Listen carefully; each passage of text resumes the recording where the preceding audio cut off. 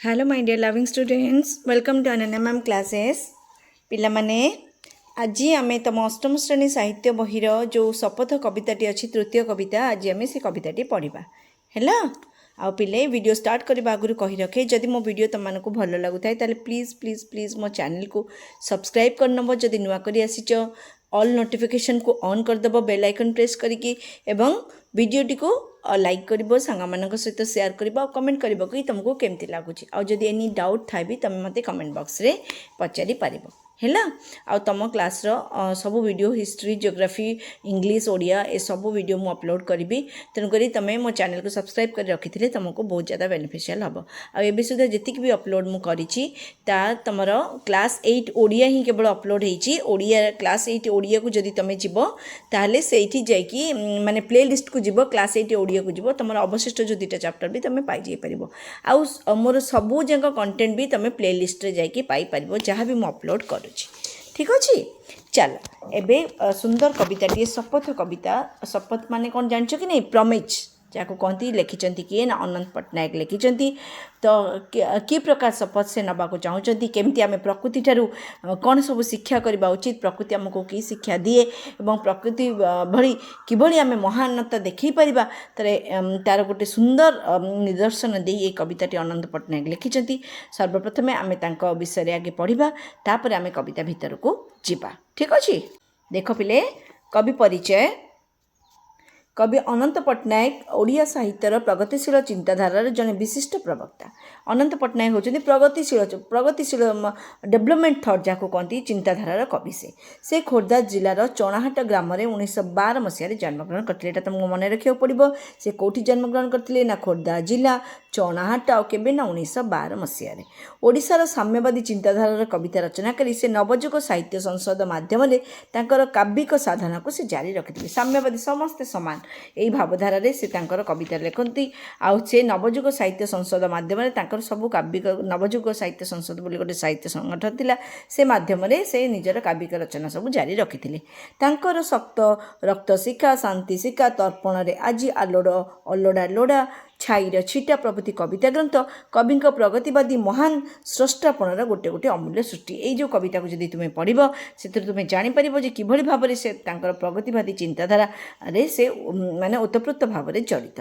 तांकर कवि सृष्टि थिला अत्यंत सूक्ष्म और ततोधिक परिमाण में समाज सचेतन धर्मी। समाज को सचेतन करने, समाज भूल जिनस को मूलोत्पाटन करने, विरोध करने ही तांकर लेखार सारमर्म थिला। समाज अशिक्षा धर्मांधता अंधविश्वास आदि दूरीकरण करी अत्याचार विरोध में स्वर उत्तोलन करने और श्रेणीहीन समाज गठन करने कविंकर थिला कवितार अंतस्वर। बुझेगा, समाज अशिक्षा बा कुसंस्कार धर्मांधता अंधविश्वास जो भूल परंपरा भूल चलनी जहाँ समाज को क्षति पहुँचाऊँगी आउ सबुर ऊर्ध्वे जड़े श्रेणीहीन समाज गठन करने। श्रेणी माने उच्च नीच भेदभाव नथिबो, हायर क्लास लो क्लास नथिबो, higher society higher caste low class नथिबो, तो गोटे श्रेणीहीन समाज गठन करबा तांको कवितार अंतस्वर थिला। से अबांतर कविता पुस्तक पई एटा भी मन रखिबो पिले, से को पुस्तक पई ना अबांतर पुस्तक पई केंद्र साहित्य अकादेमी मन रखिबो। से को पुस्तक पई पाइछंती ना अबांतर पुस्तक पई, से को पुरस्कार पाइछंती ना केंद्र साहित्य अकादेमी पुरस्कार पाइछंती, पुरस्कृत होइछंती। पठित कवितारे कविंक सृजनर आभिमुख्य बलिष्ठ परिप्रकाश। ये जो पठित कविता आम भी पढ़ुंट तार माने तांकर आभिमुख्य बहुत स्ट्रंग कौन ना सामाजिक जीवन में समता आनिबा से स्वार्थ मिथ्या हिंसा व्यथा आदि भ्रूक्षेप नक सूर्य सम जली समाज रे सद्भाव प्रेम और क्षमार झरणा प्रवाहित करने को से प्रयास करिसेंती।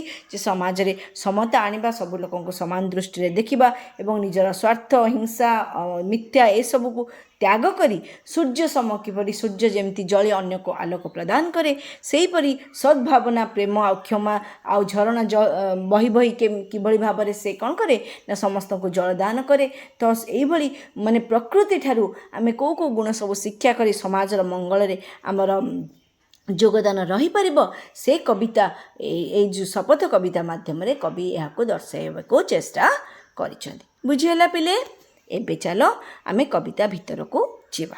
देख देख यहाँ जेहेतु गोटे प्रगतिवादी कविता प्रगतिशील चिंताधारा जो सृष्ट ए कविताटी, तेणुक आर जो पोएटिक फ्लो भी माने କ'ଣ ବୀର ବୀର ଦର୍ପର ପୋଏଟ୍ରିକ୍ ଫ୍ଲୋଆର। ତ ସେଇଭଳି ଆମେ ଟିକେ ପଢ଼ିବା ଏବଂ ଆମେ ଚାପ୍ଟରକୁ ଗୋଟି ଗୋଟି ବୁଝିକି ଯିବା। ଓକେ, ଦେଖ କେମିତି ପଢ଼ିବା, ଏ କବିତାଟା କେମିତି ପଢ଼ାଯାଏ।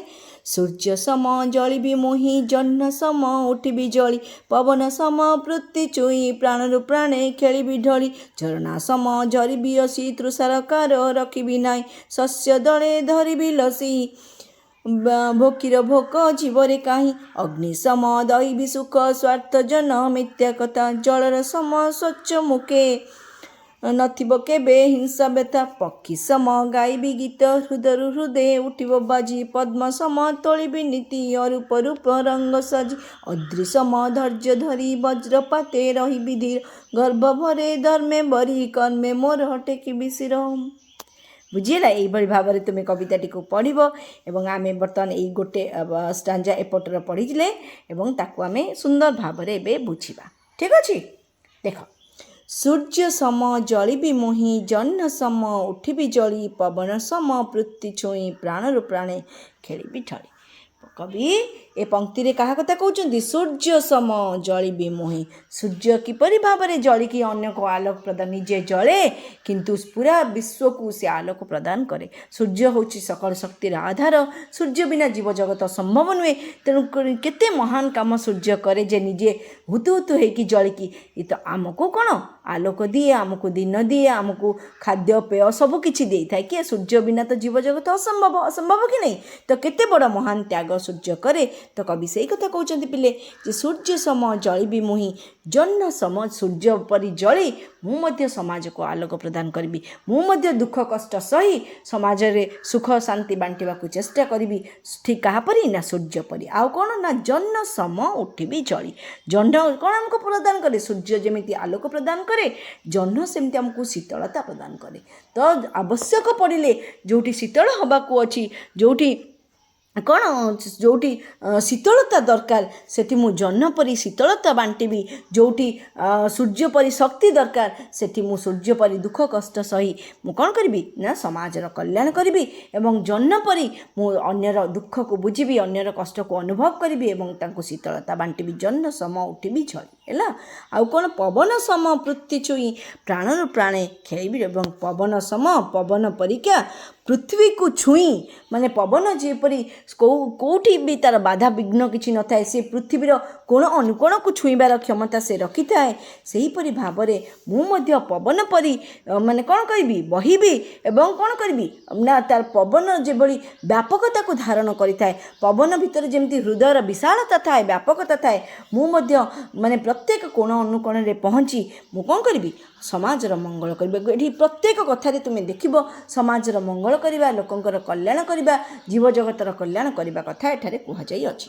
ତାହେଲେ ପବନ ସମ ବୃତ୍ତି ଛୁଇଁ, ପବନ ଭଳି ସାରା ପୃଥିବୀକୁ ମୁଁ ଛୁଇଁ ଯାଇପାରିବି। ସେଠି ପବନ କେବେ ପାତର ଅନ୍ତର କରେ ନା ଯେ ମୁଁ ଆ ପାଖକୁ ଯିବି ତା ପାଖକୁ ଯିବିନି। ତ ମୁଁ ସେଇଭଳି ପବନ ପରି ହେବି।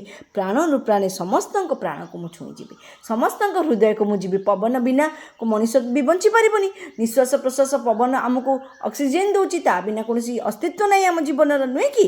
ତେଣୁ ପ୍ରାଣରୁ ପ୍ରାଣେ ପ୍ରତ୍ୟେକ ପ୍ରାଣରେ ପ୍ରତ୍ୟେକ ଲୋକଙ୍କ ହୃଦୟରେ ମୁଁ ମୋର କର୍ମ ବଳରେ ମୁଁ ପ୍ରତ୍ୟେକ ଲୋକଙ୍କ ହୃଦୟରେ ବିରାଜମାନ କରିବି। ଆଉ କ'ଣ ପିଲେ କହୁଛନ୍ତି? ଝରଣା ସମ ଝରିବି ହସି, ତୃଷାକାର ରଖିବି ନାହିଁ। ଝରଣା ସମ, ଝରଣା କ'ଣ କରେ? ନିଜେ ପାହାଡ଼ ଉପରୁ କେତେ କଣ୍ଟା ପଥର ବାଡ଼ କେତେ ମାନେ କଷ୍ଟ ସହି ତଳକୁ ଝରି ଝରି ଆସେ। କ'ଣ ତା ନିଜ ପାଇଁ ଆସେ? ସେ କାହା ପାଇଁ ଆସେ? ନା ଲୋକଙ୍କ ପାଇଁ ଆସେ, ସମାଜ ପାଇଁ ଆସେ। ସେ ଆସିକି ଅନ୍ୟର ତୃଷାକୁ ମେଣ୍ଟାଏ। ତ ଝରଣା ସମ ହସି ହସି ମୁଁ ଝରି ଆସିବି, ହସି ହସି ମୁଁ ସବୁ ଦୁଃଖ କଷ୍ଟକୁ ସହି କାହାର ତୃଷା ମୁଁ ରଖେଇ ଦେବିନି, କାହାର ଜୀବନରେ କଷ୍ଟ ମୁଁ ରଖେଇ ଦେବିନି। ସମସ୍ତଙ୍କ କଷ୍ଟକୁ ଯେମିତି ଝରଣା ଅନ୍ୟର ତୃଷାକୁ ମେଣ୍ଟାଏ, ମୁଁ ମଧ୍ୟ ସେଇଭଳି ଭାବରେ ନିଜର କର୍ମ ବଳରେ ଅନ୍ୟର ଦୁଃଖ କଷ୍ଟକୁ ମେଣ୍ଟାଇବାକୁ ଚେଷ୍ଟା କରିବି। ଓକେ, ଶସ୍ୟ ଦଳେ ଧରିବି ଲସି, ଭୋକିର ଭୋକ ଜୀବରେ କାହିଁ। ଏବଂ ଶସ୍ୟ ଦଳରେ, ଶସ୍ୟ ମାଧ୍ୟମରେ, ଶସ୍ୟ ଯେମିତି କ'ଣ କରେ? ନା ତା ପତ୍ରର ଡେମ୍ଫରୁ ଯେଉଁ ରସ ବାହାରେ, ନୁହେଁ କି? ଲସି ମାନେ ହେଉଛି କ'ଣ? ଲସି ମାନେ ହେଉଛି ପତ୍ର ଡେମ୍ଫର ରସ, ପତ୍ର ଡେମ୍ଫର ରସ। ହେଲା। ଶସ୍ୟ ଦଳେ ଧରିବି ଲସି, ମୁଁ ସେ ଶସ୍ୟରୁ ଯେଉଁ ଲସି ବାହାରୁଛି, ଯେଉଁ ଡେମ୍ଫରୁ ରସ ବାହାରୁଛି, ସେଥିରେ ଭୋକିର ଭୋକ ଜୀବରେ କାହିଁ। ମୁଁ କୌଣସି ଲୋକକୁ ଭୋକି ଶସ୍ୟ ଯେମିତି ଅନ୍ୟକୁ ଭୋକିଲା ରଖେଇ ଦିଏ ନାହିଁ, ମୁଁ ମଧ୍ୟ ସେଇଭଳି ଭାବରେ ସେଇଭଳି ମହାନ ହେଇ ଭୋକିଲା ପେଟର ଭୋକକୁ ବୁଝିବି। ମୋର ଯେତିକି ଥିବ ମୁଁ ସେଥିରୁ ଅନ୍ୟର ଭୋକକୁ ମିଟେଇବାକୁ ଚେଷ୍ଟା କରିବି। ବୁଝିହେଲା। ତାପରେ କ'ଣ ଦେଖ, ତାପରେ କବି କ'ଣ କହୁଛନ୍ତି, ଅଗ୍ନି ସମ ଦହିବି ସୁଖ ସ୍ୱାର୍ଥୀ ଜନ ମିଥ୍ୟା କଥା, ଜଳର ସମ ସ୍ୱଚ୍ଛ ମୁଖେ ନଥିବ କେବେ ହିଂସା ବ୍ୟଥା। ଅଗ୍ନି ସମ ଦହିବି ସୁଖେ, ଅଗ୍ନି ସମ, ଅଗ୍ନି କ'ଣ କରେ, ଅଗ୍ନି ସମ ମାନେ ସମାନ, ସମ ମାନେ ପରି, ହେଲା। ଅଗ୍ନି ପରି ମୁଁ ଦହିବି ମାନେ କ'ଣ କରିବି, ଜଳିବି। ଅଗ୍ନି ସମ ମୁଁ ଦହନ କରିବି, ହେଲା, ଜାଳିଦେବି। କ'ଣ ଅଗ୍ନି ଯେମିତି ସବୁକିଛି ଜାଳିକି ଧ୍ୱଂସ କରିଦିଏ, ଠିକ୍ ସେହିପରି ଭାବରେ ମୁଁ ମଧ୍ୟ ସ୍ୱାର୍ଥୀ ଜନର ମିଥ୍ୟା କଥାକୁ ଜାଳି ପୋଡ଼ି ଧ୍ୱଂସ କରିଦେବି। କାହାର, ସ୍ୱାର୍ଥୀ ଲୋକମାନେ, ସେଲ୍ଫ ସେଣ୍ଟର ଲୋକମାନଙ୍କର ଯେଉଁ ମିଛ କଥା, ଢୋଙ୍ଗ, ଛଳନା, ପ୍ରତାରଣା ଭରା ମାନେ ଭାବଧାରାକୁ ମୁଁ କ'ଣ କରିବି, ଅଗ୍ନି ସମ ଜାଳି ପୋଡ଼ି ପାଉଁଶ କରିଦେବି। ଲୋକଙ୍କର ଯେଉଁ ମିଥ୍ୟା ପ୍ରରୋଚନାକୁ ମୁଁ ଅଗ୍ନି ସମ ଜାଳି ପୋଡ଼ି ପାଉଁଶ କରିଦେବି। ଏବଂ ଜଳର ସମ ସ୍ୱଚ୍ଛ ମୁଖେ ନଥିବ କେବେ, ଏବଂ ଜଳ ଭରି, ଜଳ ଯେମିତି ସ୍ୱଚ୍ଛ ହୁଏ, ଜଳ ଯେମିତି ପବିତ୍ର ହୁଏ, ଜଳ ଯେମିତି ନିର୍ମଳ ସ୍ୱଚ୍ଛତା, ସେଥିରେ ଚାହିଁଲେ ମୁହଁ ଦେଖାଯାଏ, ଠିକ୍ ସେହିପରି ଭାବରେ ମୁଁ ନଥିବ କେବେ। ମୁଁ ଏଭଳି କାମ କରିବି ଯେଉଁଟାକି ଲୋକଙ୍କ ମନରେ ଜଳ ସମ ସ୍ୱଚ୍ଛ ମୁଖେ ନଥିବ କେବେ, ଅନ୍ୟ ମନରେ ହିଂସା ବ୍ୟଥା କଟୁତା ଏସବୁ ନଥିବ। କବି ଏକଥା ଆହ୍ୱାନ କରୁଛନ୍ତି ଆମ ସମସ୍ତଙ୍କୁ। ଏଠି ମୁଁ କରିବି କେବଳ କହୁନାହାନ୍ତି, କବି କହୁଛନ୍ତି, ହେ ମୋର ପାଠକମାନେ, ଯେଉଁମାନେ ଆକୁ ପଢ଼ିବେ, ତୁମ ଜୀବନ ଏଇଭଳି ହେବା ଦରକାର, ତୁମର ଜୀବନ ଏଇଭଳି ଦୟା କରୁଣା କ୍ଷମାପୂର୍ଣ୍ଣ ହେବା ଦରକାର, ସମାଜରେ ତୁମେ କାମରେ ଆସିବା ଦରକାର, ସମାଜରେ ତୁମେ ମଙ୍ଗଳକାମୀ ହେବା ଦରକାର। ବୁଝିହେଲା ପିଲେ। ତାହେଲେ ନଥିବ କେବେ କାହାରି ମନରେ ହିଂସା ବ୍ୟଥା କଟୁତା ଏସବୁ ଯେମିତି ନଥିବ। ପକ୍ଷୀ ସମ ଗାଇବି ଗୀତ ହୃଦୟରେ ହୃଦୟ ଉଠିବି ବାଜି, ପଦ୍ମ ସମ ତୋଳିବି ନୀତି ଅରୂପ ରୂପ ରଙ୍ଗେ ସାଜି। ପକ୍ଷୀ ସମ ଗାଇବି ଗୀତ, ପକ୍ଷୀ ପରି ମୁଁ ଗୀତ ଗାଇବି। ପକ୍ଷୀ ଯେମିତି ଗୁଣୁଗୁଣୁ ଗୀତ ଗାଇ ଅନ୍ୟର ମନକୁ ମନ୍ତ୍ରମୁଗ୍ଧ କରାଏ, ସକାଳୁ ସକାଳୁ ଉଠିବ ପକ୍ଷୀମାନଙ୍କର ସ୍ୱରରେ କେମିତି ରିଫ୍ରେସିଂ ଲାଗେ, ହୃଦୟରୁ ହୃଦୟ ଉଠି ମୁଁ ସମସ୍ତଙ୍କ ହୃଦୟରେ, ମୁଁ ସେଇଭଳି ପକ୍ଷୀ ପରି ହୋଇ ସମସ୍ତଙ୍କ ହୃଦୟରେ ବିରାଜମାନ କରିବି। ସମସ୍ତଙ୍କ ମୋ କର୍ମ ମାଧ୍ୟମରେ, ମୋର କଥାବାର୍ତ୍ତା, ଚାଲିଚଳନ, ଭାବଭଙ୍ଗୀରେ ମୁଁ ଅନ୍ୟର ହୃଦୟରେ ବାଜି ଉଠିବି, ଅନ୍ୟର ହୃଦୟରେ ମୁଁ ବିରାଜମାନ କରିବି। ପଦ୍ମ ସମ ତୋଳିବି ନୀତି ଅରୂପ ରୂପ ରଙ୍ଗେ ସାଜି, ଏବଂ ପଦ୍ମ ପରିକା ମୁଁ ସବୁଦିନ ତୋଳିବି ଅରୂପ ରୂପ ରଙ୍ଗ ସାଜିକି, ରୂପ ଅରୂପର ରଙ୍ଗ ସାଜିକି, କ'ଣ ମାନେ ସୁନ୍ଦର ଅସୁନ୍ଦରକୁ ମାନେ ପରିହାର କରି ଯିଏ ବି ମୋତେ ତୋଳିବାକୁ ଚାହିଁବ, ମୁଁ ଯାଇ ତା ପାଖରେ କ'ଣ ପହଞ୍ଚିଯିବି। ବୁଝିହେଲା। ତାପରେ କ'ଣ ଦେଖ, ଅଦ୍ରି ସମ ଧୈର୍ଯ୍ୟ ଧରି ବଜ୍ରପାତେ ରହିବି ଧୀରେ, ଗର୍ବ ବରେ ଧର୍ମ ବରେ କର୍ମେ ମୋର ଟେକିବି ଶିର। ଅଦ୍ରି ସମ, ଅଦ୍ରି ମାନେ କ'ଣ ପିଲେ, ଅଦ୍ରି ମାନେ ହେଉଛି କ'ଣ, ପର୍ବତ, ହେଲା। ଅଦ୍ରି ମାନେ ପର୍ବତ। ଅଦ୍ରି ସମ ଧୈର୍ଯ୍ୟ ଧରି, ଅଦ୍ରି ଯେମିତି ଅଧୈର୍ଯ୍ୟ ହୁଏ ନା, ଅଚଳ, ସେ ଅଚଳ ମେରୁ ସେ, ତ ପର୍ବତ କେବେ ହଲେ ଡୁଲେ, ତାର କିଛି, ତା ଉପରେ ଯେତେ ଝଡ଼ ଝଞ୍ଜା ତୁଫାନ ଆସୁ ସେ କେବେ ବି ବିଚଳିତ ହୁଏ ନାହିଁ। ତାହେଲେ ଅଦ୍ରି ସମ ଧୈର୍ଯ୍ୟ ଧରି ବଜ୍ରପାତି, ଯେତେ ଜୀବନରେ ଝଡ଼ ଝଞ୍ଜା ଆସୁନା କାହିଁକି, ମାନେ ଅଦ୍ରି ପରି, ମାନେ ପର୍ବତ ପରି ମୁଁ ଧୀର ସ୍ଥିର ରହିବି, ଅବିଚଳ ରହିବି। ଯେମିତି ପର୍ବତ କେବେ ବିଚଳିତ ହୁଏନି, ତା ଜୀବନରେ ଯେତେ ତୁଫାନ ଆସିଲେ ବି ସେ କେବେ ବ୍ୟସ୍ତ ବିବ୍ରତ ହୁଏନି, ମୁଁ ମଧ୍ୟ ଠିକ୍ ସେହିପରି କ'ଣ କରିବି ନା, ବିଚଳିତ ହେବି ନାହିଁ ଯେତେ ଦୁଃଖ ଜୀବନରେ ଆସୁ।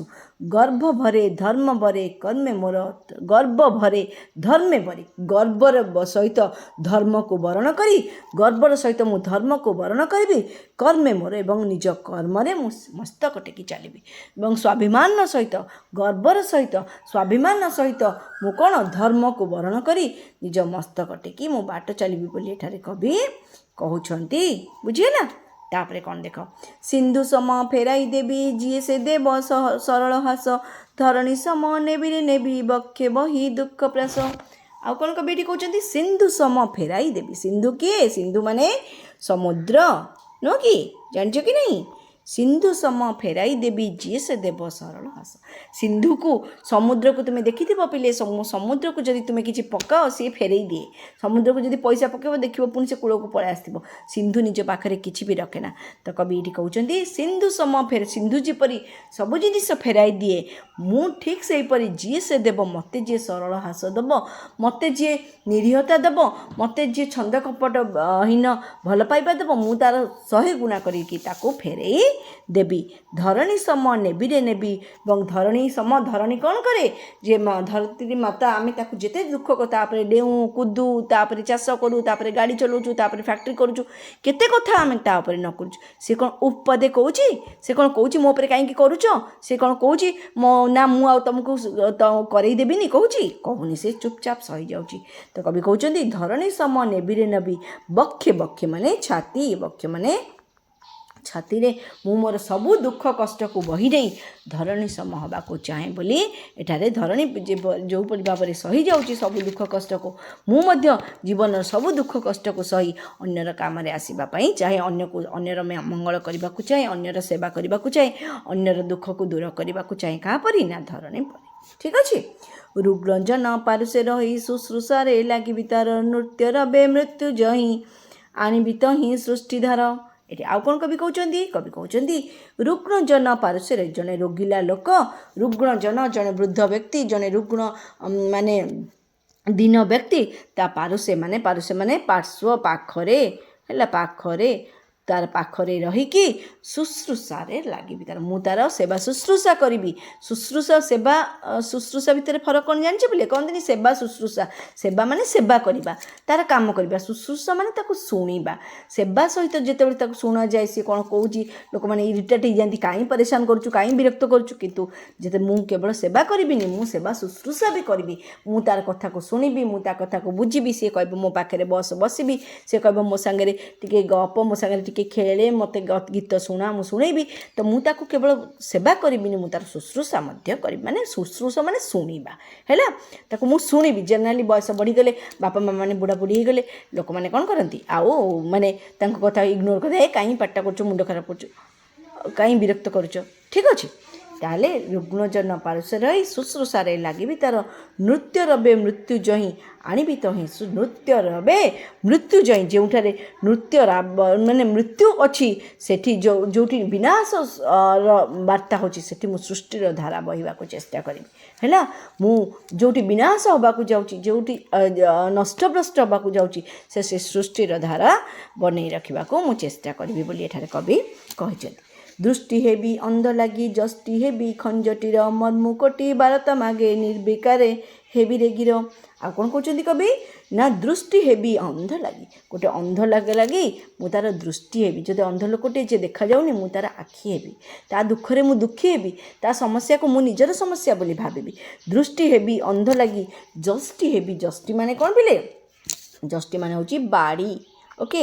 ଜଷ୍ଟି ଖଞ୍ଜ ମାନେ କ'ଣ? ଜଷ୍ଟି ଖଞ୍ଜ ମାନେ କ'ଣ? ଖଞ୍ଜ ମାନେ ହେଉଛି ଛୋଟା ଲୋକ। ଓକେ, ଛୋଟା ଲୋକ।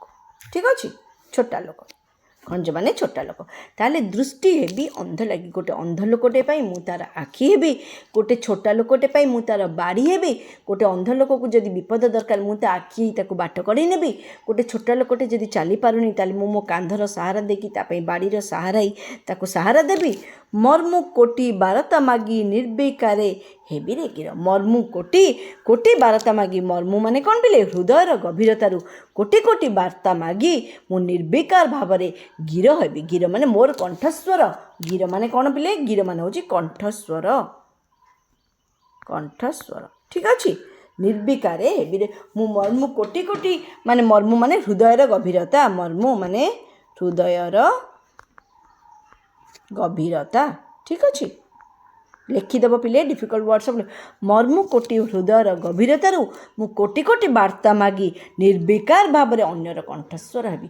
ଅନ୍ୟ ପାଇଁ ଲଢ଼ିବି, ଅନ୍ୟର ଦୁଃଖରେ ଦୁଃଖୀ ହେବି, ଅନ୍ୟର ସୁଖରେ ସୁଖୀ ହେବି, ନିଃସହାୟଙ୍କୁ ସହାୟ ଦେବି, କାହା ପାଇଁ କିଏ ଅସୁବିଧାରେ ପଡ଼ିଥିଲେ ତା ପାଖରେ ଯାଇକି ଛିଡ଼ା ହେବି, ଯେଉଁମାନଙ୍କୁ ଅତ୍ୟାଚାର କରାଯାଉଛି, ଶୋଷଣ କରାଯାଉଛି, ତାଙ୍କର କଣ୍ଠସ୍ୱର ପାଲଟିବି, ତାଙ୍କ ପାଇଁ ଲଢ଼ିବି, ତାଙ୍କ ପାଇଁ ମାନେ ବିଭିନ୍ନ ଜାଗାରେ ଯାଇକି କ'ଣ ତାଙ୍କ ସପକ୍ଷରେ ମୁଁ କହିବି ଏବଂ ତାଙ୍କର नार्य अधिकार को छड़े आनी तो यही सब काम मु करी बोली एठारे कवि कहउछन मर्मु कोटी बारता मागी निर्विकारे हेबिरेकर गिर मुई तो नुहे मोहरी पाई सबुरे लगी मोहरी मु केवल मो पाई नुहे मु केवल निज पाई बंचिबाकू चाहे ना मु केवल मो निज सुख सुविधा कथा देखिबाकू चाहे ना मुई तो नुहे मोरी पाई मु केवल मोरी पाई नुहे सबुरे लगी मो समस्त लगी मोरे प्राण मोरे हृदय समस्त ए विश्वर मंगल पाई मो समाजर कल्याण पाई मो समाज रे रहउथिबा सबु दुखी रंकी लोक जहाँ को मोर आवश्यकता अच्छी मु जाई तार दुख हरण करने छिड़ा हवाको